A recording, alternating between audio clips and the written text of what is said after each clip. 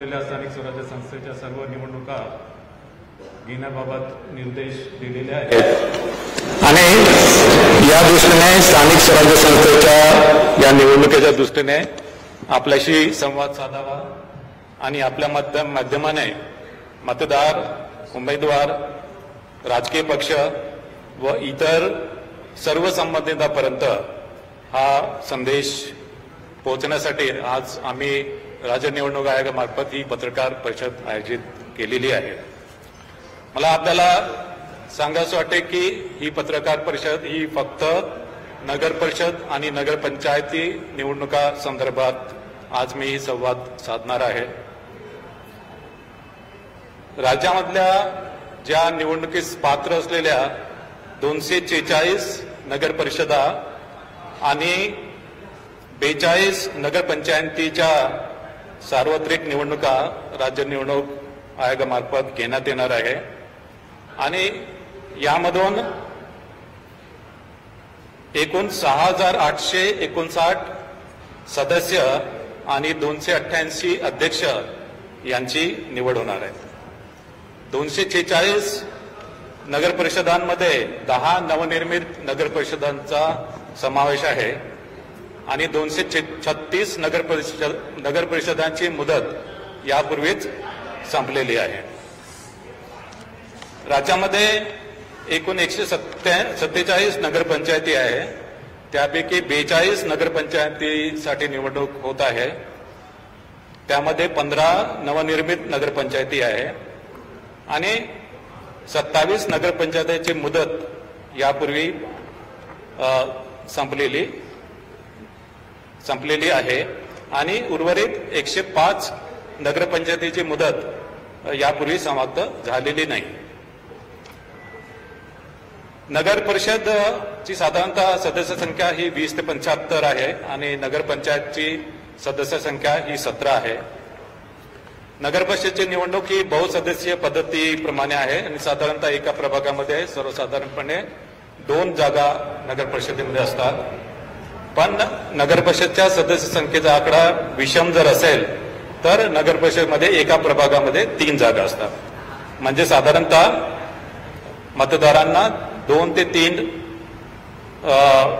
सदस्यांसाठी वोटिंग करावं लागेल।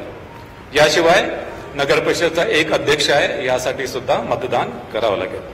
नगरपंचायतमध्ये आपल्याला माहिती आहे की फक्त एक सदस्य असतो आणि एक अध्यक्ष, त्याच्यामुळे तिथे मतदारांना नगरपंचायतीसाठी 2 मतं द्यावे लागते। नामनिर्देशन हे पूर्णपणे राज्य निवडणूक आयोगाने जे संकेतस्थळ विकसित केलेले आहे त्या संकेतस्थळावर ऑनलाईन नामनिर्देशन पत्र स्वीकारले जातील आणि एका प्रभागामध्ये एका उमेदवाराला जास्तीत जास्त 4 नामनिर्देशन पत्र दाखल करता येतील।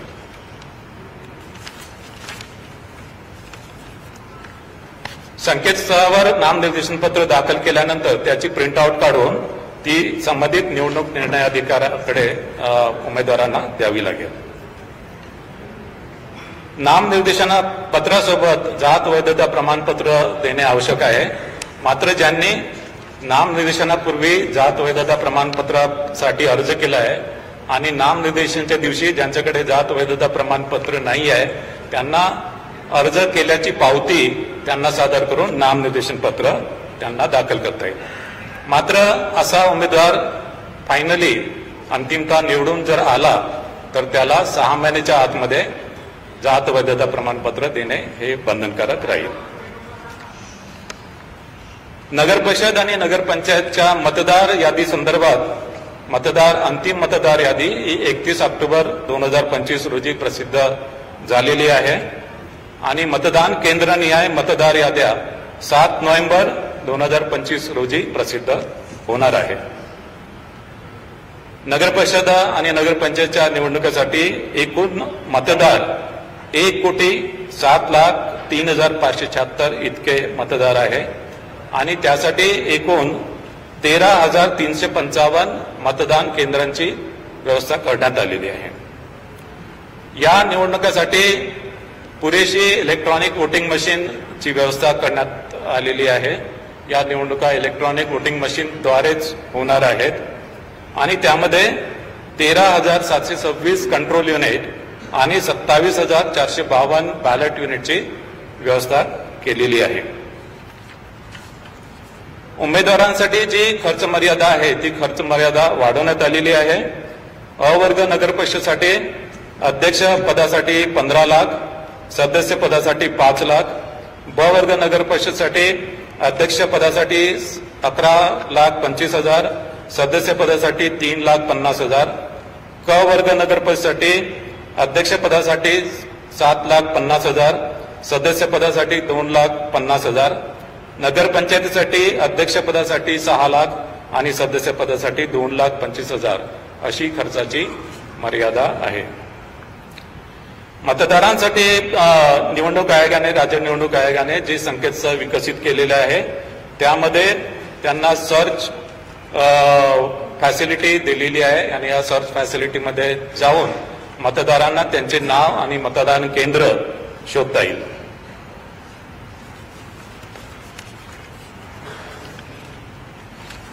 याशिवाय मतदारांच्या सोयीसाठी एक नवीन मोबाईल ॲप सुद्धा आम्ही विकसित केलेले आहे. या मोबाईल ॲपच्या मदतीने मतदारांना त्यांच्या मतदार यादीमधील नाव शोधता येईल. याशिवाय त्यांचं मतदान केंद्र शोधता येईल.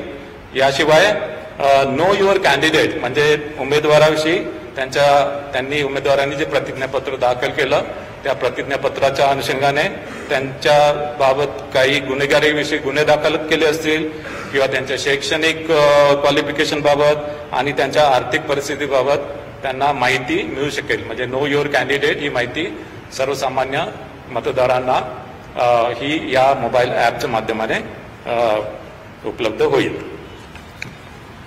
मतदार यादीच्या बाबतीत जे संभाव्य दुबार नावाबाबत राज्य निवडणूक आयोगाने पूर्ण दक्षता घेतलेली आहे.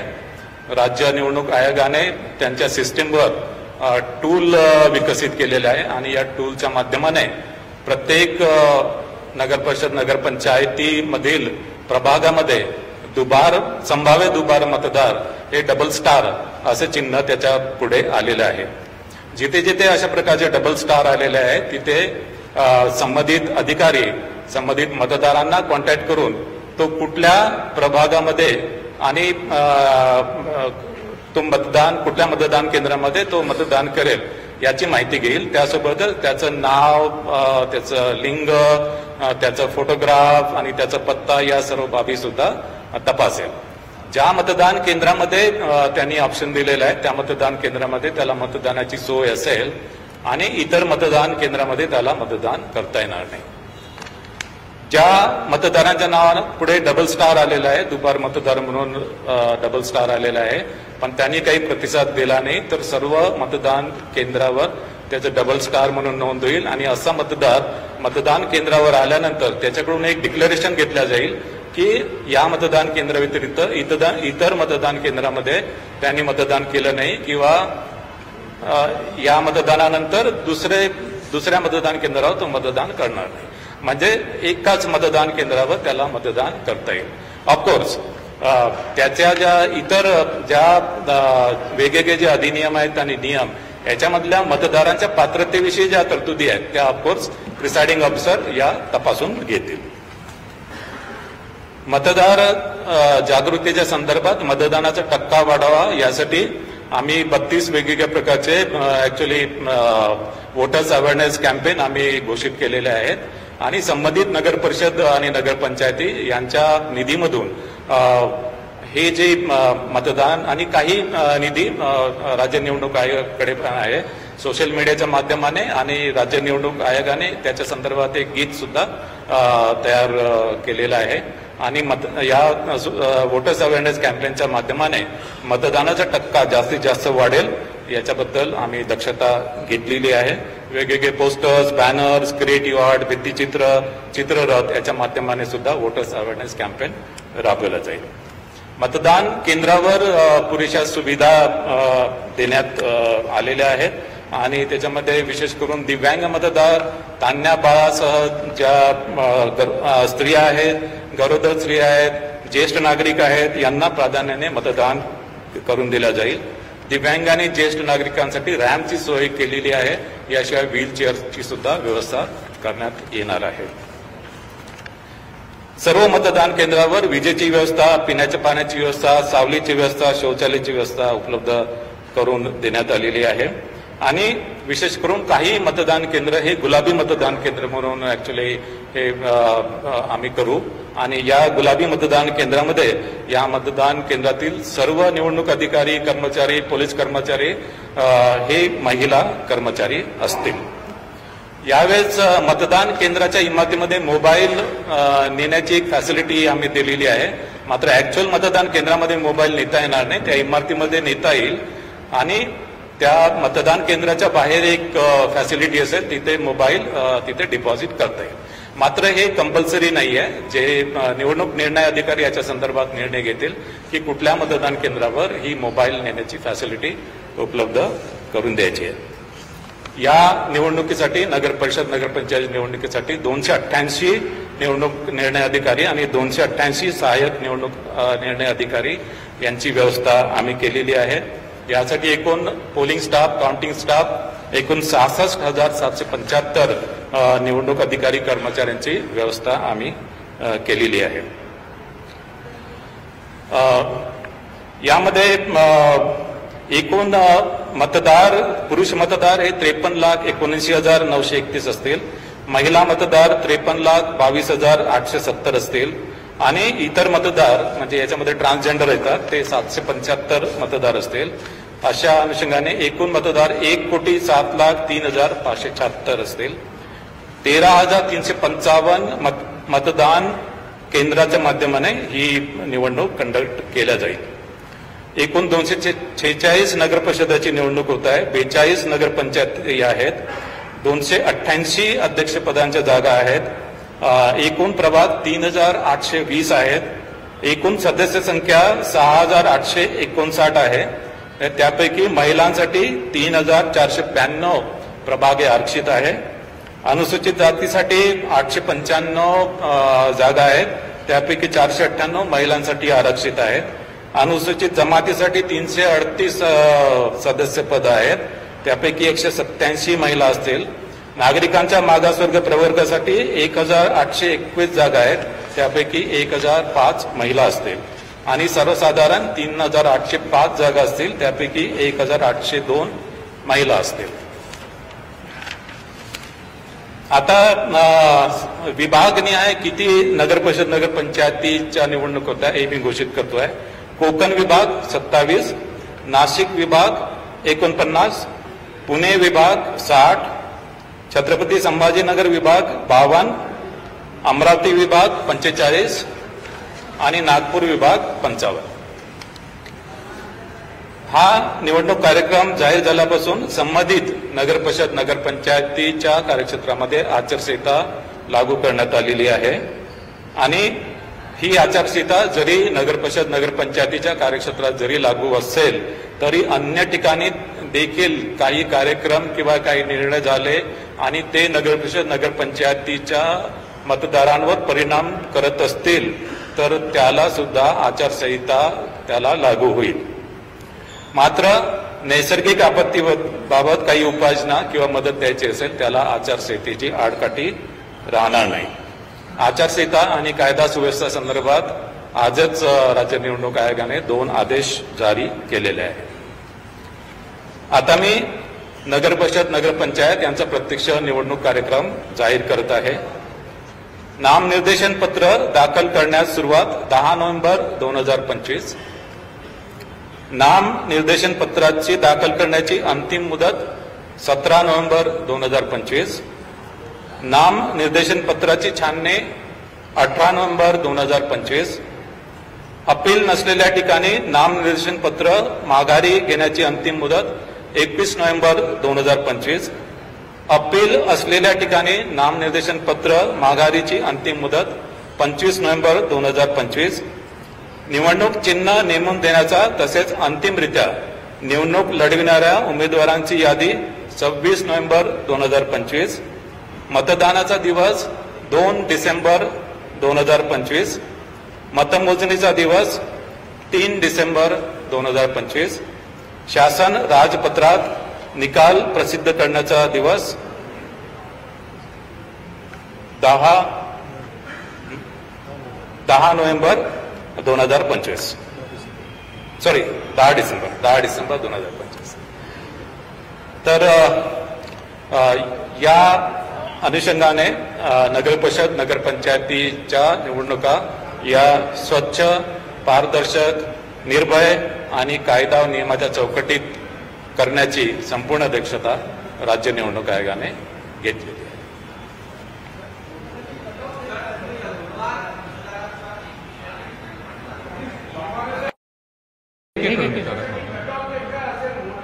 वोटरचे कट ऑफ डेट 1 जुलै 2025.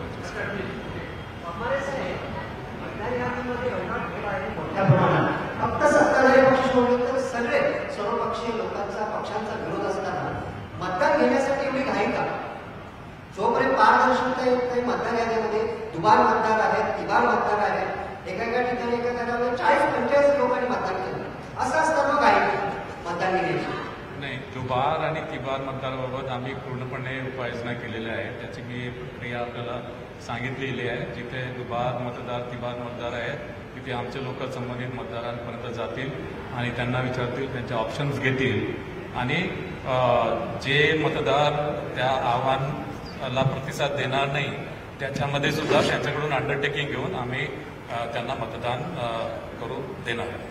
विरोधकांचा असाही आरोप आहे की निवडणूक आयोग हे सत्ताधाऱ्यांच्या दबावाखाली काम करत आहे, त्यांच्या सांगण्याप्रमाणे काम करत आहे. कितपत तथ्य आहे याच्यामध्ये? नाही, हे चुकीचं आहे. असं निवडणूक आहे कोणाच्या दबावाखाली काम करतं. एक मिनिट, विरोधकांनी काही आक्षेप घेतलेत की एका घरामध्ये 40पेक्षा जास्त मतदान नोंदले गेलेले आहे, चुकीचे पत्ते आहे. तर त्या संदर्भात तुम्ही काही उपाययोजना करणार आहात, ती दुरुस्ती करण्यासंदर्भात ते पाहू? नाही, हे बघा, ऍक्च्युली आम्हाला यादी जी आहे मतदार यादी ही ऍक्च्युली इलेक्शन कमिशन ऑफ इंडियाकडून मिळते. या यादीमध्ये आम्हाला दुबार तिबार मतदारांबाबत आम्हाला ऍक्च्युली कार्यवाही करता येतो, जी आम्ही केलेली आहे. सेकंडली, याच्यामध्ये काही क्लरिकल मिस्टेक्स असतील त्यासुद्धा आम्ही दुरुस्त करतोय, केलेल्या आहेत. आणि यामध्ये प्रभाग चुकलेला जर असेल तर प्रभाग ते सुद्धा आम्ही दुरुस्त करतो की ऍक्च्युली एका प्रभागामध्ये पाहिजे मात्र चुकीने दुसऱ्या प्रभागामध्ये गेला आहे, ते सुद्धा आम्ही दुरुस्त करतो आहे. आणि विधानसभेच्या मतदार यादीमध्ये नाव आहे पण या मतदार यादीमध्ये नाव नाही आहे, ती सुद्धा आम्ही नाव त्यामध्ये इन्कॉर्पोरेट करतो. काही पक्षांनी इशारे दिलेले आहेत की मतदान होऊ देणार नाही किंवा मतदान करायला जाऊ नका, अशा पद्धतीच्या जर काही हे आल्या घोषणा तर मग मतदानावरती मोठ्या प्रमाणावरती परिणाम होऊ शकेल आणि मतदानाचा टक्का जो आहे तो मोठ्या प्रमाणावरती खाली येऊ शकेल. त्याबद्दल हे चिंताजनक वाटत नाही का? आम्ही ऍक्च्युली मतदानचा टक्केवारी वाढवण्यासाठी विविध वोटर्स अवेअरनेस कॅम्पेन आम्ही घेतो आहे. त्यानंतर मग जिथे दुबार तिबार मतदार आहेत त्या मतदारांपर्यंत आम्ही पोहोचतो आहे. आणि हे जे आमच्या स्तरावर जितकी काही आम्हाला मतदार यादीमध्ये आम्हाला ऍक्च्युली मतदार यादी जितकी स्वच्छ आम्हाला करता येईल त्याप्रमाणे आम्ही कार्यवाही करतो आहे. याशिवाय जिथे एका घरामध्ये अनेक मतदार दाखवले त्या संदर्भात मुख्य निर्वाचन अधिकारी यांनी याच्या आधी सुद्धा त्या संदर्भात खुलासा केलेला आहे. वाघमारे साहेब, स्थानिक निवडणुकांमध्ये मतदारांना मोठ्या प्रमाणात आमिष दाखवली जातात इकडे काँग्रेससाठी, म्हणजे पैसे वाटप असतील, मद्य वाटप असतील, तर हे रोखण्यासाठी निवडणूक आयोग काही प्रभावी उपाययोजना करणार आहे का? नाही, आम्ही याच्यामध्ये आचारसंहिताचा ऑर्डर काढलेला आहे. या आचारसंहितेच्या ऑर्डर्समध्ये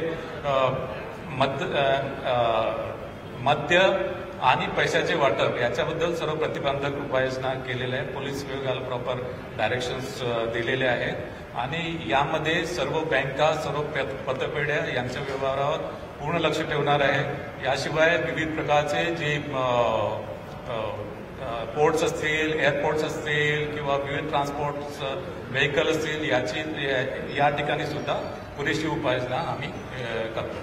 वाघमारे साहेब, आता महाविकास आघाडीनं जो मोर्चा काढला होता आणि त्यापूर्वी तुमची सुद्धा भेट घेतली होती, एक प्रश्न या निमित्तानं उपस्थित होतोय की दुबार मतदार आहेत, तिबार मतदार आहेत, तुम्ही सांगितलं की आता डबल स्टार केलं जाईल, त्यांच्याकडून अंडरटेकिंग घेतलं जाईल, कुठे राहतात नाव पत्ता लिंग शोधलं जाईल. मग तुम्ही हे मान्य करता का की यापूर्वी ज्या निवडणुका झालेल्या आहेत, लोकसभेच्या असू द्या, विधानसभेच्या असू द्या, त्यामध्ये सुद्धा हे दुबार मतदार होते आणि त्यांनी मतदान केलंय, यात निवडणूक आयोगाची चूक आहे?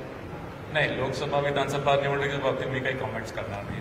वाघमारे सर, सर्वपक्षीय शिष्टमंडळाने तुमची भेट घेतलेली आणि त्या डेलिगेशनने मागण्यांचं एक पत्र दिलं होतं तुम्हाला. त्या संदर्भात तुम्ही केंद्रीय निवडणूक आयोगाशी काही कम्युनिकेशन केलंय का? त्यांना काही प्रस्ताव पाठवलाय का?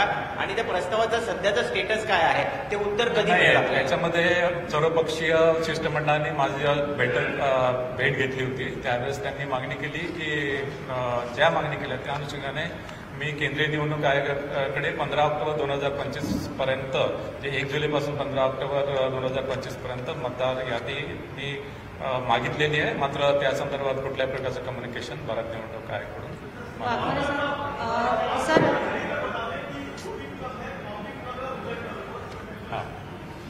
इसमें नाम निर्देशन पत्र जो है, नाम निर्देशन पत्र दाखिल करने की डेट है 10 नवंबर 2025.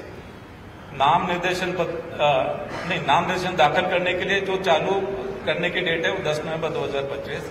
नाम निर्देशन पत्र दाखिल करने के लिए अंतिम जो डेट है वो 17 नवंबर 2025. नाम निर्देशन पत्र की जो छाननी है उसकी डेट है 18 नवंबर 2025. जहां पे अपील नहीं है वहां पे नाम निर्देशन पत्र पीछे लेने की अंतिम डेट है 21 नवंबर 2025. जहां पे अपील है वहां पे नाम निर्देशन पत्र वापस लेने की अंतिम डेट है 25 नवंबर 2025. निवडणूक चिन्ह जो है, निवडणूक चिन्ह और final list of contesting candidate, इसकी डेट है 26 नवंबर 2025. मतदान दिन की डेट है 2 दिसंबर 2025. मत मोजनी यानी काउंटिंग की डेट है 3 दिसंबर 2025 और गवर्नमेंट गैजेट में निकाल पब्लिश करने की डेट है 10 दिसंबर 2025. सर गुड इवनिंग सर, मैं उत्तर भारतीय विकास सेना से राजेश त्रिपाठी. सर एक क्वेश्चन है, उत्तर भारतीय विकास सेना से रजिस्टर्ड अनरिकॉग्नाइज्ड पार्टी है, चुनाव चिन्ह हमारा ऑटो रिक्शा है, तो उसके लिए क्या प्रक्रिया है?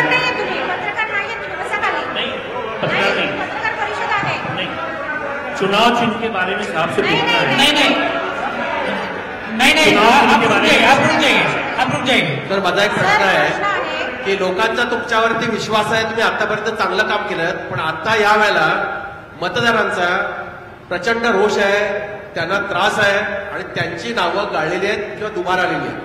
या अशा कठीण परिस्थितीमध्ये आपण सुप्रीम कोर्टाकडे ही निवडणूक आणखी पुढे ढकलावी यासाठी आमच्यासाठी तुम्ही का प्रयत्न केला नाही? सर्वोच्च न्यायालयाने ऑलरेडी 31 जानेवारी 2026 डेट दिलेली आहे. 31 जानेवारी 2026च्या आतमध्ये सर्व निवडणुका कंडक्ट करायच्या. सर एक प्रश्न असा आहे की अनेक वेळेला इकडे जात वैध प्रमाणपत्रामुळे अनेक वेळेला न्यायप्रविष्ट प्रकरणं होतात. मागच्या वेळेला त्यांची मुदत संपली, त्यांची अनेक प्रकरणं न्याय प्रणालीमध्ये आहेत, वेटिंगला आहेत. मग असे जे उमेदवार आता फॉर्म भरतील ज्यांच्या कोर्ट मॅटर्स सुरू आहेत त्यांना आपण कशा पद्धतीने हे करणार आहात की त्यांना 6 महिन्याची मुदत देणार आहात? प्रोव्हिजन एकदम क्लिअर आहे की नाम निर्देशन पत्र दाखल करण्यापूर्वी नाम निर्देशन पत्र दाखल करताना त्यांच्याकडे वैधता प्रमाणपत्र असेल तर अडचण नाहीये. मात्र नाम निर्देशन पत्र दाखल करताना त्यांच्याकडे वैधता प्रमाणपत्र नसेल, मात्र नाम निर्देशन पत्र दाखल करण्यापूर्वी त्यांनी स्क्रुटिनी कमिटीकडे अर्ज केला असेल आणि त्याची पावती जर दाखल केली तर नाम निर्देशन पत्र त्यांचं स्वीकारलं जाईल. मात्र ते जर निवडून आले तर त्यांना 6 महिन्याच्या आतमध्ये त्यांना कास्ट व्हॅलिडिटी सर्टिफिकेट सादर करणं बंधनकारक राहील. 6 महिन्याच्या आतमध्ये कास्ट व्हॅलिडिटी सर्टिफिकेट त्यांनी दिलं नाही तर त्या उमेदवाराची निवडणूक ही रद्द होईल. सर तुम्ही डबल स्टार असणाऱ्या मतदारांबाबत बोललात सर.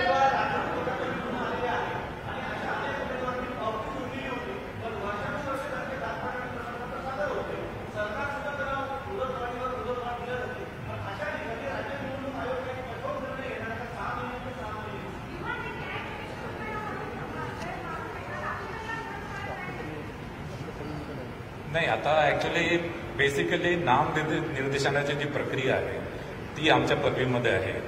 एकदा तो निवडून आल्यानंतर गॅझेटमध्ये पब्लिकेशन झाल्यानंतर तिथे राज्य निवडणुकाचा रोल संपतो.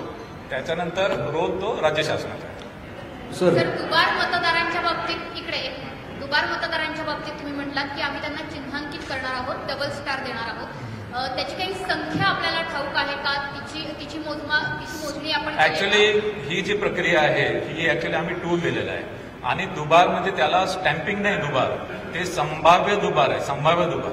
आता संभाव्य दुबार आमचे कर्मचारी ज्यावेळेस त्या मतदारांकडे जातील, तिथे शहानिशा करतील, त्यावेळेसच कळेल की तो खरोखर दुबार आहे किंवा नाही आहे. त्याच्यामुळे ही संख्या आता मला सांगता येणार नाही, कारण की ही संख्या ही प्रत्येक प्रभागामध्ये वेगवेगळी आहे. ती या सर्व नगरपरिषदांमध्ये ती वेगवेगळी ती संख्या आहे. आणि त्याच्यानंतर ही ऍक्च्युली ज्यावेळेस फायनल होईल, ज्यावेळेस ही संभाव्य दुबार मतदार आपण ऍक्च्युली व्हेरीफाय करू, त्यावेळेसच ऍक्च्युली आपल्याला ही संख्या समजेल. आणि मतदानाच्या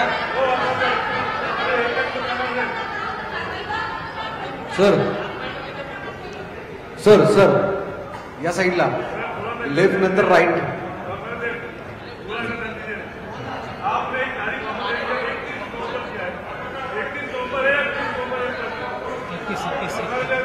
माघारीची तारीख नाही, माघारी घेण्याची तारीख आहे हे बघा. अपील जिथे अपील नहीं है, आप हिंदी में बोलूया, जहां पे अपील नहीं है, जहां पे अपील नहीं है यहाँ पे नाम निर्देशन पत्र वापस लेने की लास्ट डेट है 21 नवंबर. जहां पे अपील है वहां पे नॉमिनेशन वापस लेने की मुदत है 25 नवंबर. सर एक प्रश्न आहे इकडनं. गेल्या काही दिवसांपासून इलेक्शन कमिशनवर जोरदार टीका झालेली आहे. काही ठिकाणी पुराव्यांसहित प्रदर्शन झालेलं आहे. जसं की आदित्य ठाकरेंनी काही डिजिटलवर दाखवलं कशा प्रकारचे वोटिंग झालेले आहेत. राज ठाकरेंनी रद्दी दाखवली ज्याच्यामध्ये दुबार मतदानाचं होतं. ही नेमकी चूक कोणाची? महाराष्ट्रामध्ये ज्या पद्धतीनं मतदान झालेलं आहे, एका घरामध्ये 48 लोक आहेत, 72 लोक आहेत, तर ही नेमकी चूक कोणाची आहे? जर ही महाराष्ट्र निवडणूक आयोगाची नाहीये तर नेमकं ह्याला जबाबदार कोण आहे? नाही, आता ऍक्च्युली जी मतदार यादी आहे, मतदार ही भारत निवडणूक आयोगाकडून मतदार यादी आम्हाला मिळाली. म्हणजे आमचे जे पॉवर आहे ते दुबार मतदार आम्ही आयडेंटिफाय केलेले आहेत. आणि याशिवाय ज्यांचे नाव त्याच्यामध्ये आलेले नाही ते सुद्धा आम्ही इन्क्लूड या मतदार यादीमध्ये केलेले आहेत. आणि त्याप्रमाणे ही मतदार यादी फायनली आम्ही पब्लिश केलेली आहे. एका घरात 72 लोकांची जी यादी आहे त्याला जबाबदार कोण आहे? काय? एका घरात 72 लोकांची यादी आहे, सुलभ शौचालय असेल किंवा आयुक्तांच्या घरात जी यादी आहे त्याला जबाबदार नेमकं कोण आहे?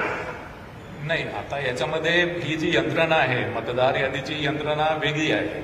ही ऍक्च्युली तुमचा वचक नाहीये का या यंत्रणा? आम्ही फक्त ती यादी अडॉप्ट करतो. आम्ही फक्त ती जी यादी ती अडॉप्ट करतो. एक पर्टिक्युलर डेट ठरवतो आणि त्या डेटला ती यादी आम्ही अडॉप्ट करतो. त्याची शहानिशा कोण करतो? सर, शहानिशाचे जे प्रकार आहेत ते सांगितले मी. दुबार मतदार असतील तिथे आम्ही बघतो, चुकीच्या प्रभागामध्ये गेलो ती आम्ही बघतो, नाव इन्क्लूड झालं नाही, विधानसभा मतदार यादीमध्ये नाव आहे पण याच्यामध्ये नाही आहे ते इन्क्लूड करतो, काही क्लरिकल मिस्टेक्स असेल, एरर असेल ते इन्क्लूड. झालं का? ज्या ठिकाणी जागाच नाहीये, फक्त रिकामी आहे, त्या ठिकाणी मतदार आहे. मग हे याच्या संदर्भात काहीतरी असेल ना, काहीतरी जबाबदारी असेल साहेब. जबाबदारी जी आहे त्याच्यामध्ये प्रत्येक प्राधिकरणाची जबाबदारी जी निश्चित केलेली आहे. राज्य निवडणूक आयोगाची जी रिस्पॉन्सिबिलिटी ती राज्य निवडणूक आयोगाची आहे. भारत निवडणूक आयोगाचे जे अधिकारी ते भारत. सर एक दुबार नावाच्या याच्यावरून जो आता सगळ्यात मोठा वाद सुरू आहे त्याच्यामध्ये प्रामुख्याने केंद्रीय निवडणूक आयोग अखत्यारांची जी लिस्ट आहे तीच आपण आता परत एकदा वापरतोय असं तुमचं स्पष्ट म्हणणं आहे. मुळात यातल्या दुबार नावांच्या संदर्भात तुम्ही जे सांगता की काही ठिकाणी डबल स्टार ज्यांची नावं साम्य असेल, पत्ता साम्य असेल, त्यांच्या संदर्भातले स्टार असेल, तर अशांची साधारणतः संख्या तुमच्याकडे आली आहे का? किती आहे? नाही, दुसरं ऍक्च्युअली संख्या सध्या मी सांगू शकणार नाही, कारण की आता ही जी प्रक्रिया आहे ती प्रक्रिया प्रत्येक जे रिटर्निंग ऑफिसर आहे त्यांच्या स्तरावर सुरू आहे. आणि त्यामध्ये ऍक्च्युअली फिजिकल व्हेरिफिकेशन आणि मतदानाच्या 2 दिवस आधीपर्यंत ही प्रक्रिया सुरू राहील. मतदानाच्या 2 दिवस आधी एक्झॅक्टली आपल्याला दुबार मतदार किती आहेत एक्झॅक्टली, कारण की आता जे सॉफ्टवेअरने आयडेंटिफाय केलं ते संभाव्य दुबार आहे, ते ऍक्च्युअल दुबार नाही, ते संभाव्य दुबार आहे. वाघमारे जी, एक सवाल ऐसा है वाघमारे जी, लेफ्ट साइड राइट साइड पे देखिए आप. वाघमारे जी हेलो दिनेश जी, सवाल ये है अपने देश का संविधान ये कहता है कि भले 100 लोग छूट जाए लेकिन एक बेगुनाह जो है उसे सजा नहीं होनी चाहिए। सवाल यही है कि सारे पॉलिटिकल पार्टी, एक पार्टी छोड़कर सारे पॉलिटिकल पार्टी कह रहे हैं कि इनका मतदान यहाँ हुआ है, इनका मतदान यहाँ हुआ है, ये घर में 10 लोग रहते, 50 लोग रहते शौचालय में।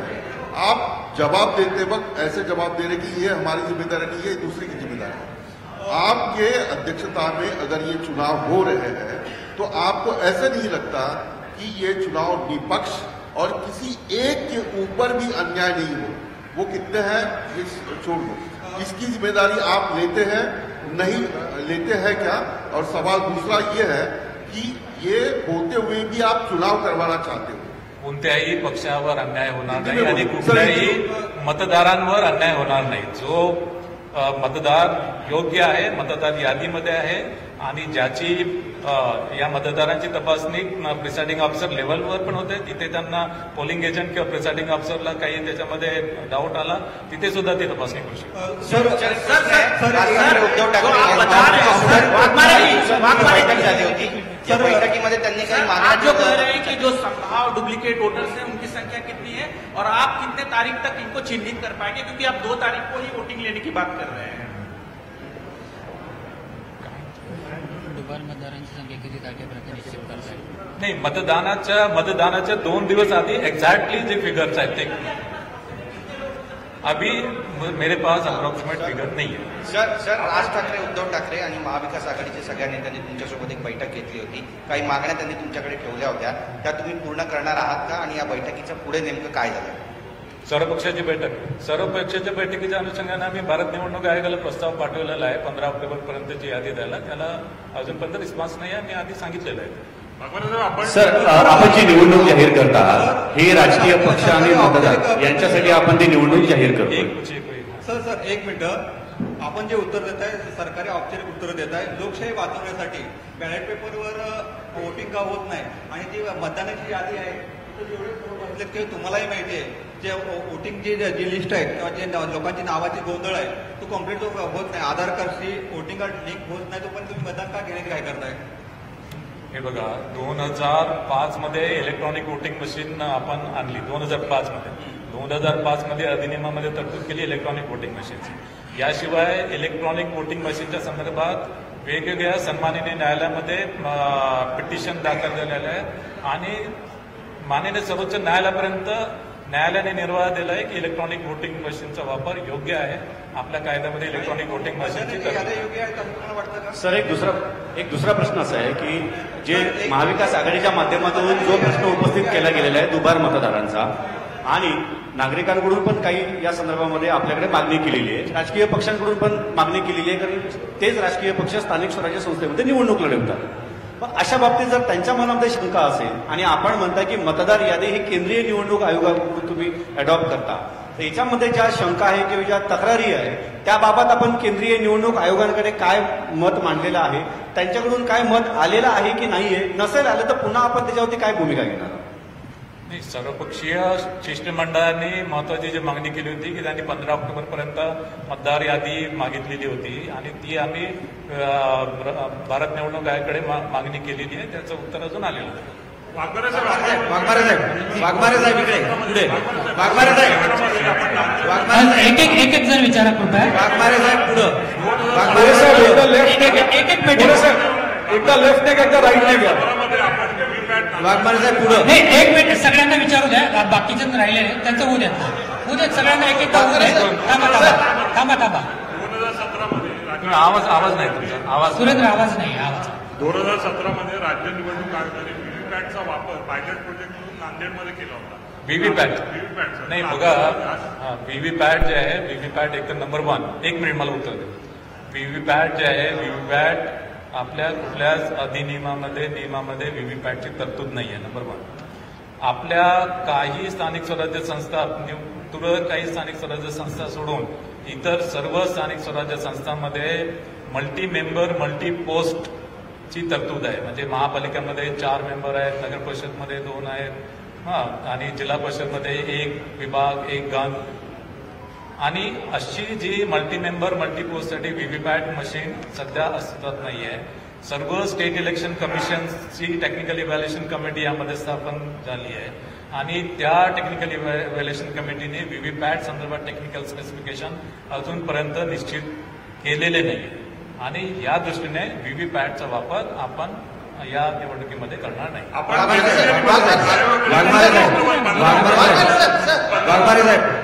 ऑक्टोबर पर्यंत जी आपण वोटर्स लिस्ट मागितलेली आहे तर हे जे 1 जुलैचा जो कट ऑफ डेट आहे तो उर्वरित निवडणुकांसाठी जर त्यांनी लिस्ट दिली तर हा कट ऑफ डेट जी आहे ती वाढून 15 ऑक्टोबर होईल का?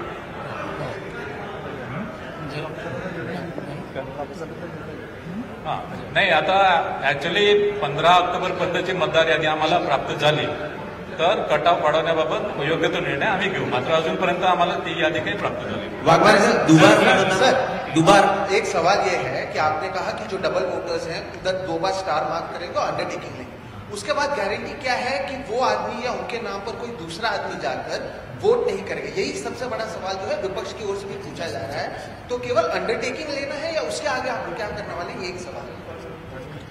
देखो, एक्चुअली दोबार मतदार के लिए अंडरटेकिंग तो एक है, लेकिन जो अधिनियम नियम में जो तरतूब है आइडेंटिफिकेशन के बारे में अगर कुछ यहाँ पे डाउट आता है आइदर प्रिसाइडिंग अफसर को या पोलिंग एजेंट को, तो वहां पे समरी इंक्वायरी करने की पावर प्रिसाइडिंग अफसर को है.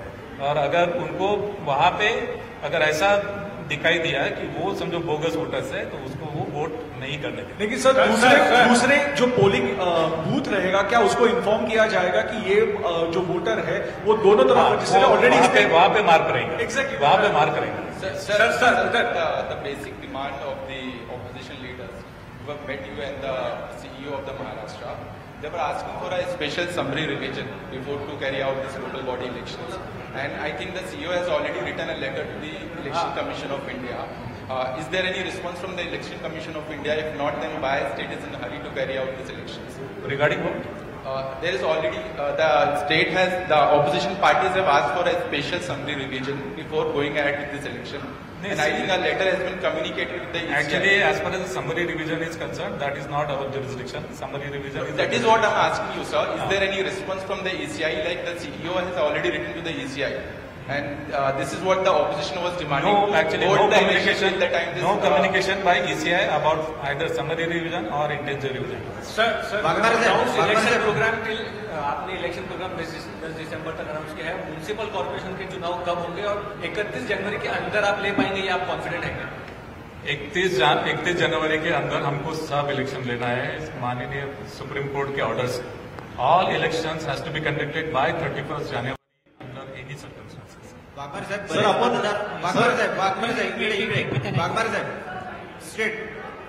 साहेब, बरेच मतदार असे असतात ज्यांची यादीमध्ये नावं नसतात.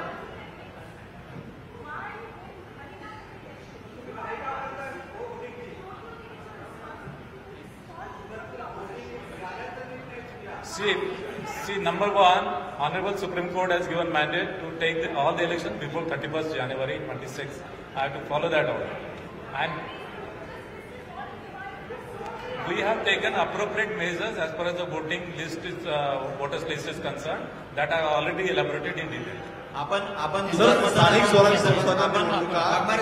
दुबार मतदारांसंदर्भात बरेच काही बोलणार, ज्यांची नावं अप्लिकेशन करून सुद्धा मतदार यादीमध्ये येत नाहीत, त्या मतदारांसंदर्भातला तुमचा निर्णय काय आहे? आणि दुबार मतदार